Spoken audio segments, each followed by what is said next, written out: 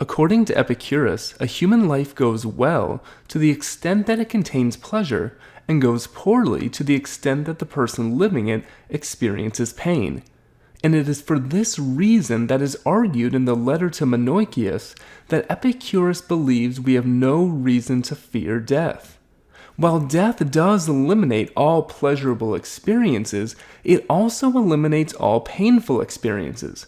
Furthermore, if there is nothing painful about being dead, then being dead cannot be bad for the one who has died.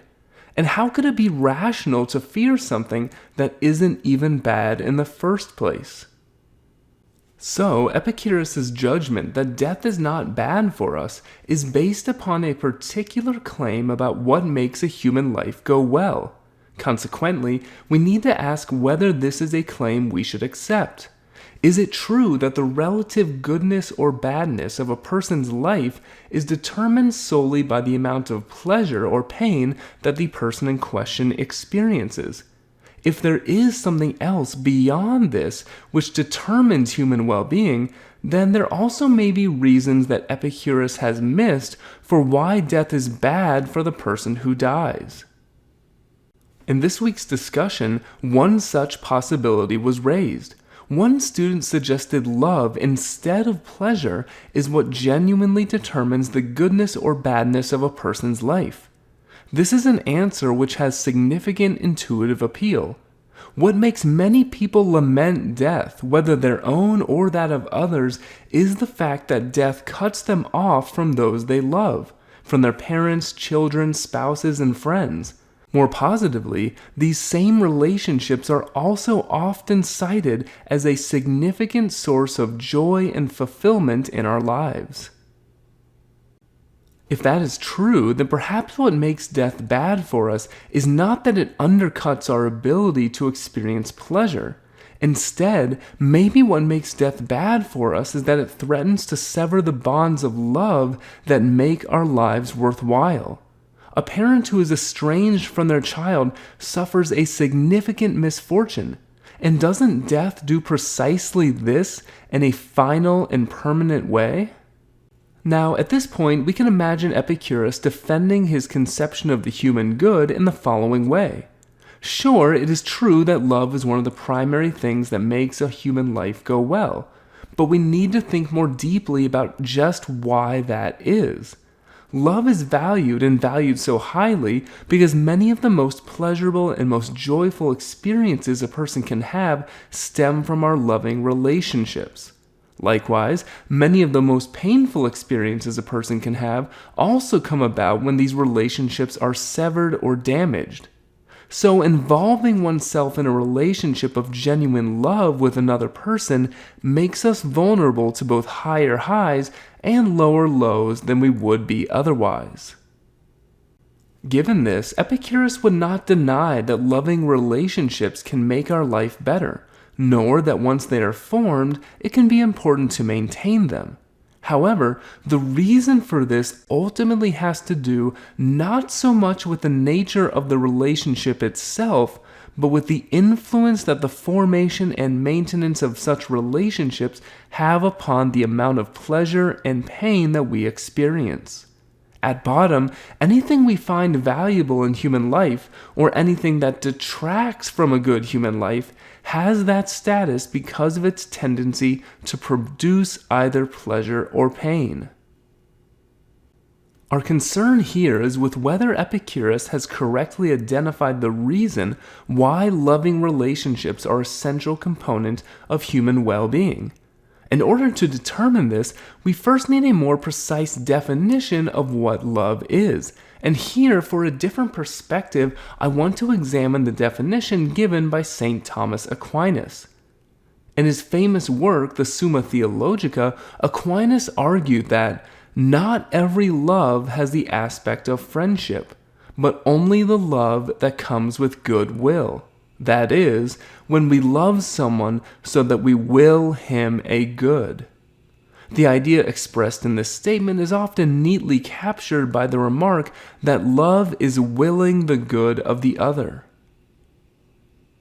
To understand what is distinctive about this definition, let's return to the Epicurean explanation that what would make love a human good is its ability to produce pleasure. This claim is, of course, often true. The good things in life that we enjoy are often even more pleasurable when shared with those we love. However, there is not always such a direct association between love and pleasure. In many cases, love can be a cause of pain. For example, if a loved one becomes seriously ill, it is precisely because we love that person that we suffer alongside them in such an acute and long-lasting way.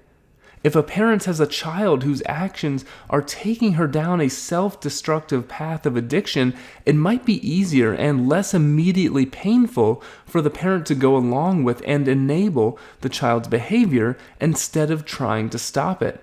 But that isn't what a loving parent should do. The child needs love and support, but in this case, that love and support might need to come in the form of tough love that isn't really pleasant for anyone involved. These examples bring out an important point implied by Aquinas' definition of love.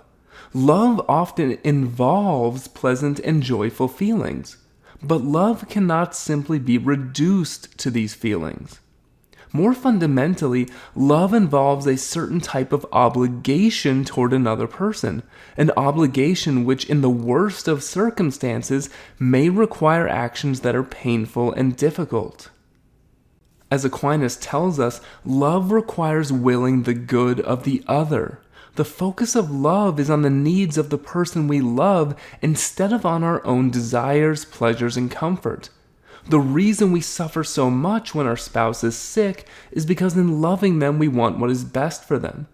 The reason a loving parent refuses to enable her child's slide into addiction is not because doing so promises the parent the most enjoyment, but because she wills what is best for the child, even if the child is incapable of seeing it. Of course, none of this is to say that love is inherently painful, burdensome, and full of suffering. That is obviously not the case. Hopefully, with any luck, love will only rarely cause us to experience these things. However, it is important to understand the extent to which Aquinas' definition does separate love from pleasure. A parent who did everything they could to serve the good of their child would still be said to love their child, even if that relationship only occasionally gave the parent any joy, even if it much more often produced sorrow and hardship. The core of love is self-sacrifice. We can hope that our loving relationships will greatly contribute to the sum total of pleasure in our lives, but that isn't what determines whether a relationship is characterized by love. With this in mind, let's return to the claim that love is what makes a human life go well. According to the Epicurean view, once death has occurred, whatever tendency our loving relationships have, whether they make us happy or give us sorrow, is now irrelevant. From this perspective, the value of these relationships for our lives is determined by what we ourselves get from them. But once we are dead, we can no longer experience pleasure and pain, and thus these relationships can no longer give us anything, whether good or bad.